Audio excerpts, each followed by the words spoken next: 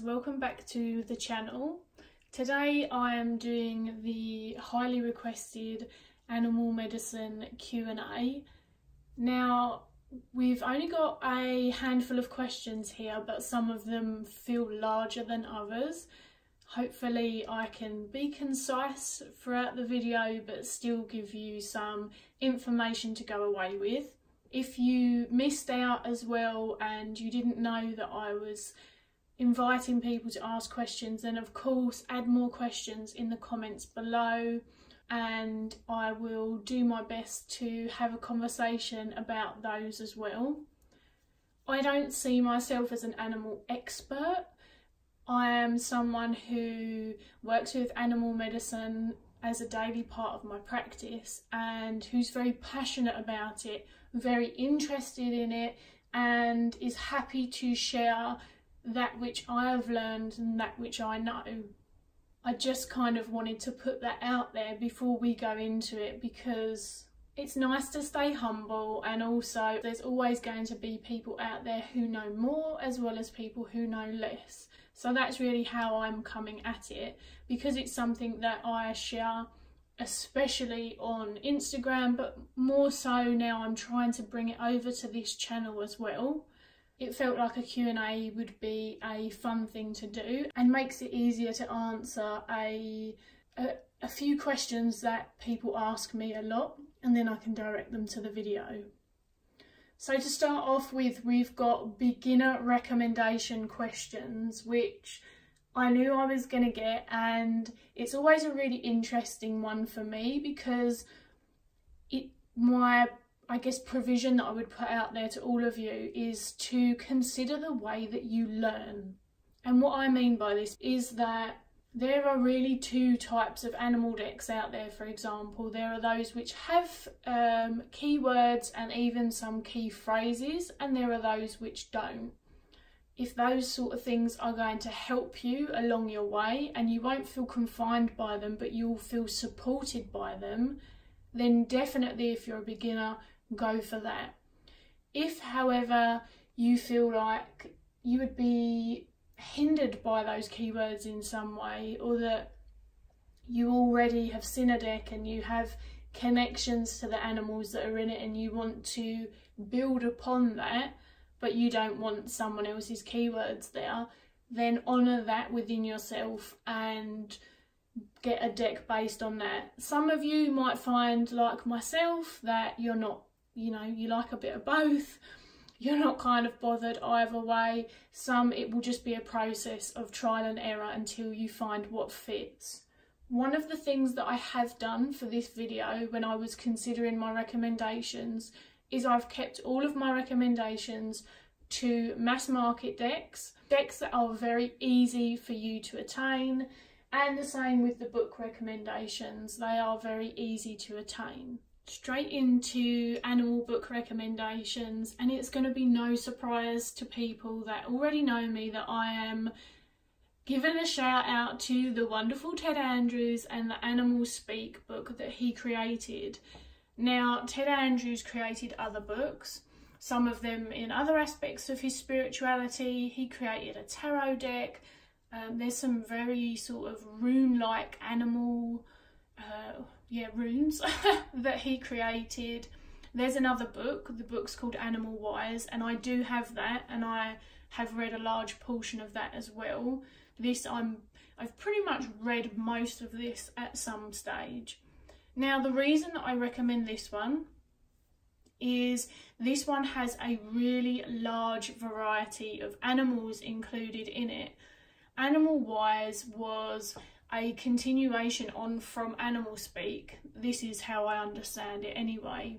But in terms of the starter one, I think Animal Speak goes above and beyond. And what I really appreciate about Ted Andrews is he researched. He really researched, you guys. He did a lot of the footwork for people in terms of starting off, in that there's both a selection of natural behaviours from the animals and their environment, and then incorporated within that there will be inclusions of various myth or story or culture that may have a specific belief about the animal, and usually several of those will be interspersed between his explorations. I think that that's particularly useful. I'll discuss more of this later about ways of connecting with animal energy and the fact that it's done very differently from person to person, culture to culture, country to country. And it's nice that there is a mixture within this animal speak, although the front cover doesn't really lend itself to showing that. There is a really, really lovely mixture, and you've got the more divinatory aspects of animal within that as well. Now, the beginners are probably looking like, oh my gosh, this book is humongous. This does not feel like a beginner book.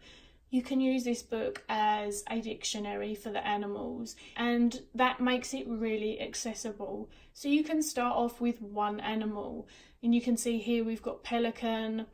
They've got keynotes, which are, I guess, guiding energies and keywords. There's cycle of power, which, again, it doesn't always align for me, but it's any book, any recommendation I'm going to give. It's very hard to find a deck that every single little piece of it and book you are solely going to connect and agree with. But as a whole, this is, to me, my go-to. There is a lot of useful and interesting information as well in this book. You've got introductions into the spiritual working with animals. Ted Andrews talks about embracing shape-shifting and just so many different things. But again, it's one of those books that you can come at in little pieces, and you don't have to read it from front to back. It's not going to ruin anything or confuse you if you read the book just as and when and you come at it in that way. I've done both. I have then gone through and started reading the book front to back just out of curiosity to see how that goes. And it's actually quite pleasant. It's really fascinating. You can tell that you're reading information from someone who was just so passionate about them. And I think that that in itself, when someone is a good writer and they're able to introduce you into their world and their passions, it creates that level of excitement and storytelling for the thing that you're reading about. Now, to be objective and to give you guys a different book, because I know that if I only mention one, people are going to say, well, what if I don't like Ted Andrews? I've never heard anyone say that yet, but I'm sure that there's someone out there. Now, a lot of my other books becomes more specific, but I have more recently, because I want to bring some other workings in from other individuals, just to sort of satisfy my curiosity, if not anything else, and to widen the information that I'm taking in as much as possible, I did grab a copy of Animal World Dreaming. This is by Scott Alexander King. I think another revised version of this is due out soon, if not already, which I didn't know when I bought this. I was quite happy to support the shop that I bought it from. And again, you can see that it's very much a dictionary. It's very easy to use, but then what's interesting is there are a lot more species type explorations. They're kind of random in some of them, but so here you can see we've got the hare, then we've got the Arctic hare, jackrabbit, snowshoe hare, and the information and the keywords differ from that sort of species type to type. Now, there's no right or wrong way. You can work with the animal as a whole, or you can work with the species, but it's a lovely little addition. I have to say, I'm not as moved as I am when I read Ted Andrews, but I think what I've found with this is there is a lot I agree with. It really is still a very good book. I haven't read enough of it to review it, I feel, because I've read a lot of the animals, but I haven't read this sort of intro bit, which is probably important. What I will say is He feels very knowledgeable. It does feel like there's an incorporation of animal behaviour as well as divinatory things, and again some various maybe cultural pulls, and of course crediting those when they come up. There were occasions when I read things that felt a little bit more fortune telling, or I don't know whether it was more the context or sometimes just the way it was worded, but there were snippets in this book so far from what I have seen that felt a little problematic to me. But as a whole, I think that it would certainly be a lovely addition and a very good beginner book, as long as when you're reading any book you remember that that person isn't the sole authority. And if you read something and it just doesn't resonate with you, then trust your intuition, trust your feeling about that. If it doesn't resonate, you don't have to take it in as part of your practice. But it felt nice to show you guys another book, and it certainly is something that I'm going to be reading more, and I'll come back and review it at a later date as well.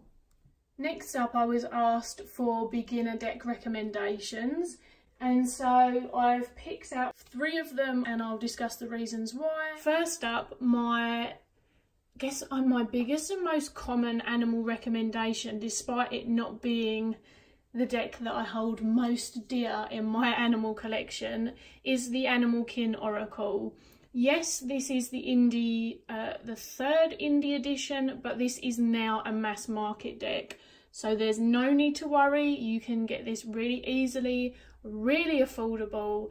And I've seen the mass market edition in person now in one of the stores in the city, and it's really lovely quality. The cards are a little bigger, but aside from that, the reason that I feel that this is a beautiful beginner deck is that it has keywords. And from speaking to people about this on many occasions, a lot of people who are coming in with really fresh eyes to working with animals, then some of the keywords that might feel obvious to some of us, they just aren't for other people, and I think that that's important to acknowledge. There's a really good use of keywords as well, and there's only one, so it's not giving you too much information, but it's just supporting that little jump off into the animal energy for you, so that if it's your first time coming across peahen and you're like, okay, I have no idea what this energy could be speaking to me about, then we can see the keyword here, nurture, and think, okay, how does nurture resonate with me right now? And then you can go and explore the animal further. It has a freaking awesome guidebook with it. Sarah Wilder, again, really did research, feels really passionate, really respectful in terms of how she's come at this deck, the animals that she's included, and this is one of the biggest animal decks I own in terms of the amount of cards. The animals included feel really varied. You know, you go from dog to starfish to kookaburra. Just to give you a little peek at the book, and again, remember the mass market one probably looks a little bit different, but I know that it does still include the kin essence, which goes a little bit further than the keyword. So for the wolf, the keyword was connection, and then the essence says, look to your community to see what connects you. But then as we go into it, we have a bit of a discussion about how wolves might behave. Then it moves more into how we can use this in a divinatory nature, in a message for ourselves and what we can learn from that animal. So I think as a whole, this is an absolutely amazing beginner's deck. Really do recommend it. It's so affordable. It's very attractive to the eye, which is going to be something that people look for and appreciate. I hear it a lot. People don't like the medicine cards because of the way that they look. Really, this deck's going to hit a lot of, I guess, thumbs up for people in that aspect. However, if you're someone who is feeling like the keywords would actually be, I don't know, that they would ruin your sort of natural flow with it, or that you would get caught on that one facet of the animal because they are so multifaceted, Then here are 2 decks that I'm going to recommend as beginner decks, and I will tell you the differences and the reasons why. We've got the medicine cards here, which are readily available, and here we've got the Druid Animal Oracle, again readily available. The one caveat with this is I particularly recommend the copy with the big book. The cheaper version of this comes with a more compact little white book that's the same size as the cards. There's nothing wrong with that book, but one of the reasons that I'm recommending both of these, it's kind of significant to the larger book. Now, both of these decks are very culturally different, and that might be something that's worth considering with your first deck. Do you want animals that you're more likely to have in and around you? Where do you live? What feels more relevant to you? So in my humble opinion, these 2 creations were very, very consciously made by people who have a connection from the culture that they are talking about. Neither have any keywords, so if the keywords are going to throw you off, then these decks are going to be really, really good for that. But also, more than that, it's the books. They're going to give you so much information, and I feel like as a beginner into animal medicine, of course you might not want to take in too much too soon, okay? But having it there for as and when you do want to dip into it, so that you can actually make sense of the reason why people are ascribing particular energies and attributes to the animals, you know, that's very helpful. Because, and you'll hear from some of the questions later, there's a lot of questions as to why. Okay, well, why does this animal mean this and not this then? And you're going to get that from both of these books. I'll give you just a quick look at each.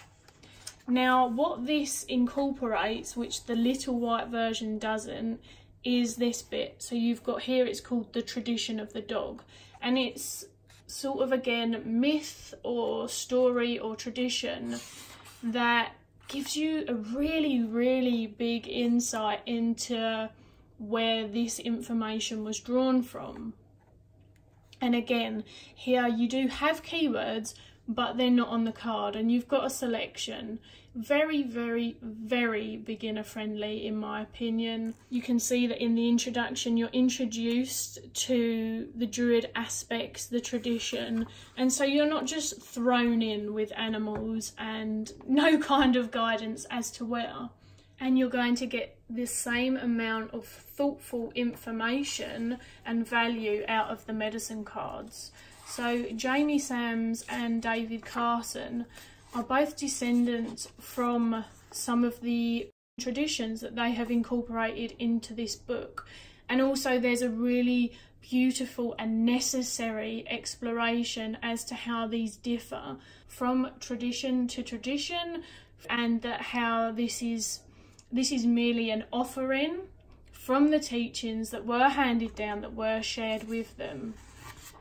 And again, an introduction, you get the animal medicine as a whole, the medicine wheel, you get spreads. It's very, very, very useful to know the view of the person that has created the book, in my opinion. Now, the thing that I love about this book as well is their incorporation of these lovely little poems. Some of them you can see are very short, but it just adds to that energy. This is an interesting deck because they work with reversals. They call them contrary. What I like about that is the contrary isn't just a reversal in the upright's really, really good and then the contrary's really, really bad.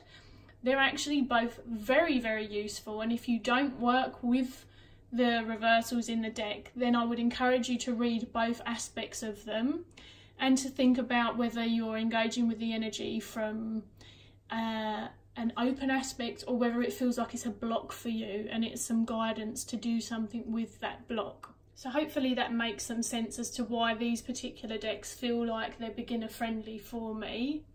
But as I say, if you want keywords, I couldn't recommend the animal kin more, even though the medicine cards are kind of my baby. And finally, in terms of recommendations for beginners and just learning materials as a whole, someone had mentioned websites within their other questions. I'm really sorry I don't have a favourite website to go to, but actually when I look through my history, I look at National Geographic lots. I love reading the articles on there.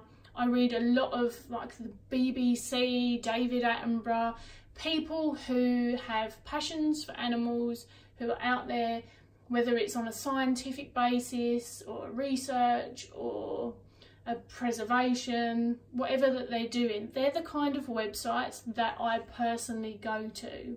So there isn't one in particular, but I would encourage you to just to try some of those. There are a lot of divinatory websites out there, but of course you then get into that grey area of there's so much information on the internet. How do you know what to trust or what not to? Or, you know, you start getting all these polarities from people who have learned things in different ways, and it can be a lot for a beginner.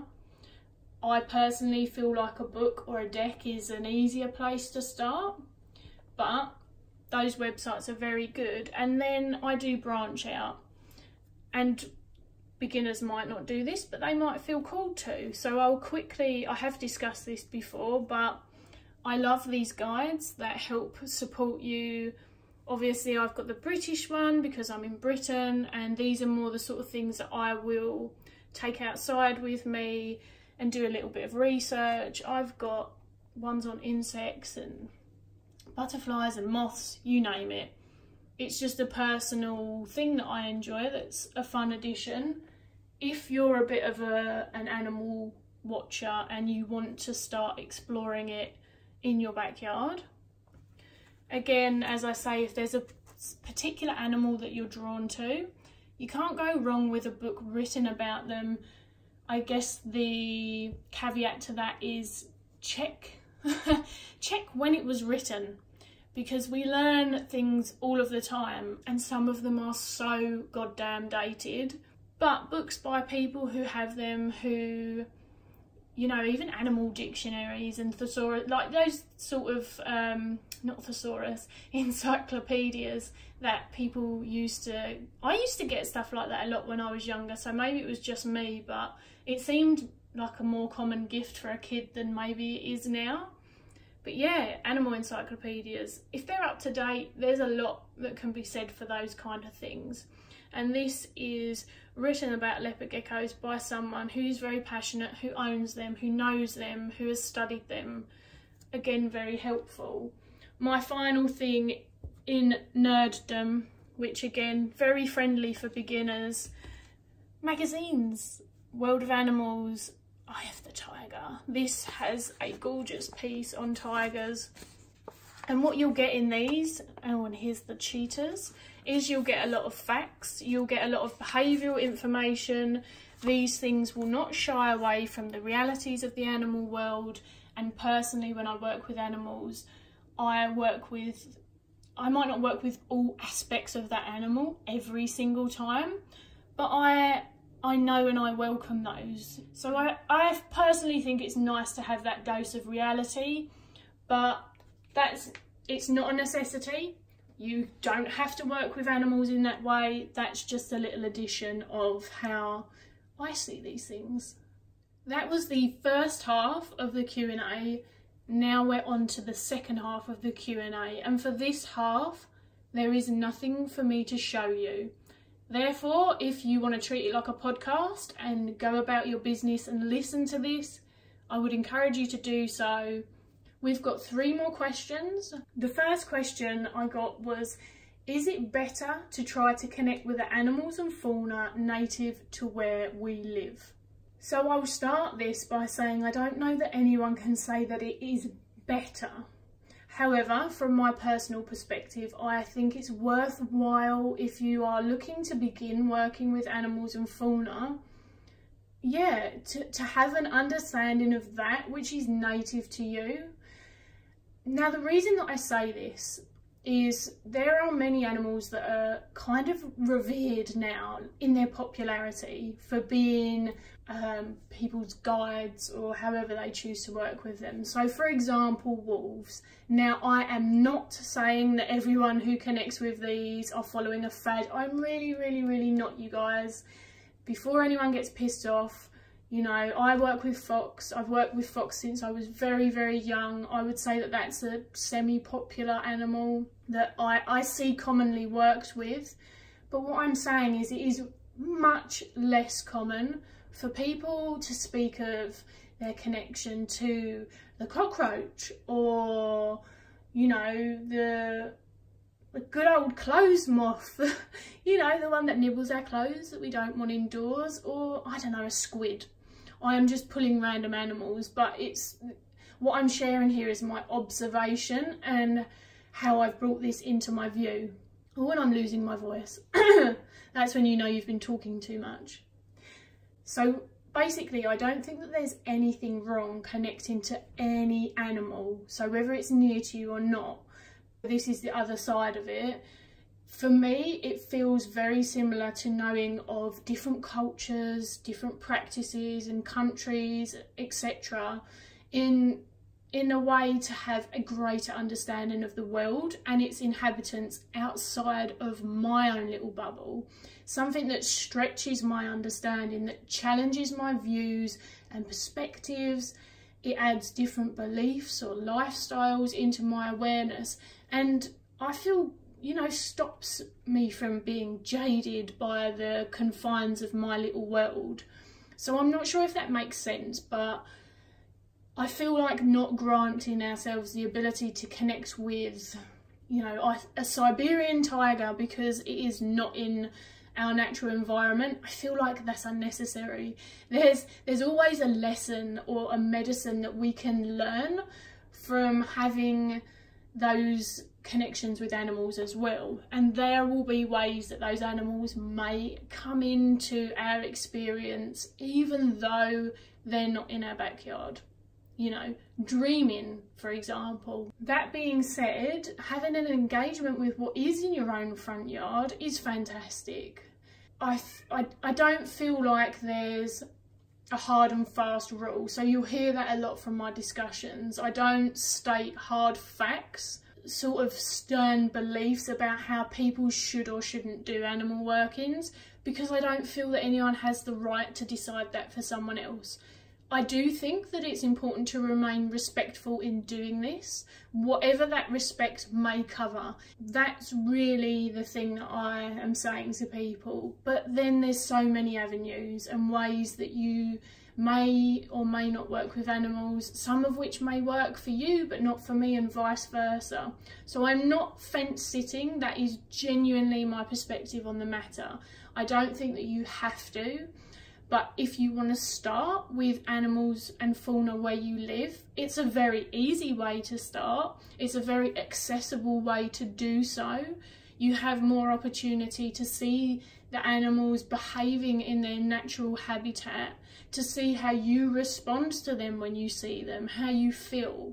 But certainly, I don't think that there's anything wrong with stretching way out of where you are natively. And I do so, and pretty much every deck that I have shown you does so in some capacity as well. The Druid Animal Oracle, which I live native to all of those animals, it includes dragons. Yes, dragons, which I love. Now, unless somebody's hiding something from me, none of us live near dragons, but many of us work with their energy still, very much so. Dragons, what other mythical creatures? Unicorns, you know, so I don't think that you have to, and I don't think that you should be confined to that, but I think that it is a very empowering place to start, maybe. So hopefully that answers your question. Next is, I was asked ways to connect more with animal energy. I'm very aware that I pretty much answered this question in a previous animal medicine video. So what I'm going to do is I'm going to link that above now, because There I share lots of different ways. Unfortunately, some of it will be repeated from some of our discussion today, but a lot of it won't. What I'll do for you guys watching this is I'll just summarise quickly again to say that my opinion is, working with animal medicine, there is nothing better than getting outside in nature that is available to you on your doorstep. Whether that is that you decide to birdwatch or you look at the insects in your garden, it can be a very good real life experience of connecting with animal energy, but that's not the only way. So some of the other tools are animal meditation or animal journeying. So if you've heard of people talk about journeying, you can journey with an animal. Now, again, there are lots and lots and lots of ways that you can do that. You could put on the sounds and have them in the background and do some of your own journeying based on that animal and just see what comes up for you within, you know, that exploration. There are books, there are websites, there are decks, there are documentaries. I think decks are a popular option because they're very accessible, and a lot of the time, as I say, they come with a good book. Not always, but most of the time. None of it's necessary to gain a deeper understanding of the true nature of animal though, and you can get insight into their behaviour and environment without those tools. So I don't want people to feel like it's tool heavy, but the ways in which you want to connect more to animal energy just stretch out from some of the ideas that you may have heard that you haven't tried already. So as I said, I did mention dreaming briefly. I often dream of animals, and I have to say that the message in the dream sometimes can be significantly different to what is more commonly agreed upon as their message. So I think that that's an important addition, you know, if you're working with connecting to animals more and you're actually getting something come into your consciousness in one way or another, there is nothing wrong with respecting and honouring that. You might then go on to explore it further through a podcast, through a book, in whatever way that you choose to, but just remember to retain the message or the feeling that you got when that occurred. I'm hoping that gives you a base understanding, because as I say, I would recommend that you go and watch my other video, and even then I forgot to add bits to it. Like, I do animal medicine poetry and I completely didn't mention it in my other video. I do a lot more tarot poetry, but I do poetry about the animals as well. I bring in offerings from them and I incorporate it into my altars in a very focused capacity. So today, as I'm filming this, because it probably won't go up today, I have been working with pigeon, and I have wood pigeons nesting in my garden, and they gifted me with a beautiful feather, which was very appreciated because I go out there and I feed them. So that feather at the moment is a part of my pulling in their energy. I have a card with a pigeon on. You might print off a picture. Again, you don't have to have it. I like visual representations on my altar. And if you're getting confused, this is a stationary altar. This is no longer a working altar because, one, it's very small, and two, without repeating myself, I work from home. I can't just have all of my witchy ritual out because the clients walk through my room. And so I have a working altar behind me that at the moment has moss from my garden, as again, they are loving the moss. I would imagine it's very, very comfy to add to their nest, and it's that earthy representation of, you know, my backyard where these pigeons are living. Now I'm pulling in all these things on my altar and focusing on the energy and utilising what I know from pigeon and my own interactions with them as to what message it is that they can bring to me. So that's just another quick example.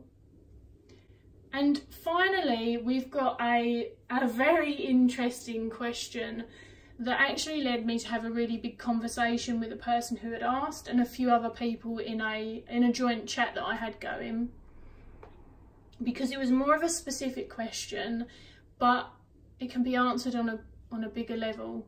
I don't know how to explain it. So basically what the person had asked is, they were curious about ravens. It says they seem to be both friendly reminders and ominous portends. Perfect example of why people sometimes, especially beginners, have difficulty working with animal medicine, because if you start seeing that there's all of these differences, it can get really, really confusing. It's like anything, isn't it? If we take in too much too quickly, we're likely just to get overwhelmed, and then the learning kind of dissipates. So what I had said to them was that ravens, like many other animals, have been subject to various myths and stories, and as I said, these differ across countries, cultures, people. And so over the years, what happens, I feel, is that because of that information and us having more access to these things, it starts to become really varied. So when these are interspersed with all of the individual's own feelings towards the animals or these interactions, we get massive polarities. So the one thing that I try and remind people is to remember that they're multifaceted, and that is very useful to remember when discovering any animal medicine. One of the examples from the stories, and one of these I'd remembered off the top of my head, the other one I did grab from one of my books because that is what they're there for. And just to give a quick example, was that in the Middle Ages, ravens didn't fare well in terms of the opinion that was held, and they were often considered an omen of death, especially if they were around, and the noise they make, it's more of a caw, it's sort of a deeper, throatier noise than a crow. And so yeah, that was considered a very unwelcome omen, and not in the kind of death way that we think of renewal either, but we're just talking of an omen of death. The medicine cards, there's a big discussion of raven as magical, and then what they do is they share the understanding that the magic engaged with is down to the individual that the medicine is speaking to, and their state of consciousness and their intentions as to whether that magic is beneficial or not, or feels, you know, whatever it is, which makes a lot of sense to me. Now, the teachings in that deck, as I said, are taken from elders in varying traditions such as Lakota, Cherokee, Aztec, to name a few. And again, the creators are descendants from several, and therefore they're connected to these. And even though they're taken from those, again, it's important, and I always have to add the disclaimer because it's something that we come up against a lot, is that there's a misconception that the Native American teaching is one thing, and these differ so much, you know, between various traditions, between various tribes. So I'll just add that it's important to have an understanding of these things. You know, if we're getting resources from certain places, it's important to be respectful and know where you're getting that information from and why. So it's not all one and the same, and we see very quickly how these two messages themselves differ. I don't think that there's a right or a wrong way either. It's more about understanding the layers of history and the people that animal medicine has passed through in order for us to understand those polarities. So I don't work with animal medicine from any specific culture, but I do explore and I do respect the various stories and beliefs that are out there, because I study and learn and understand that there are many links coming in from lots of different places and lots of different resources, and obviously I separately devise my own personal connection with them. But I think that when it comes down to working with an animal, if you're working with them from fresh eyes and you've seen them both, so that we go back to the raven, and Are they a friendly reminder? Are they an ominous portent? At the end of the day, what do you feel that the raven is telling you? Because, you know, there's no point thinking, oh, well, this popped up when this really good thing happened and it felt like it was meant to be a encouragement to do A, B, C, but I was told that it was a bad warning, and then you sort of override your own understanding of it. And one day it could feel like it was a good message and one day it might not. What I'm trying to say is, it's like anything. There's lots of schools of thought of tarot, and within that you may learn and practice several and come to ones that feel like they suit you better and ones that don't. And even within that, you'll devise your own belief system.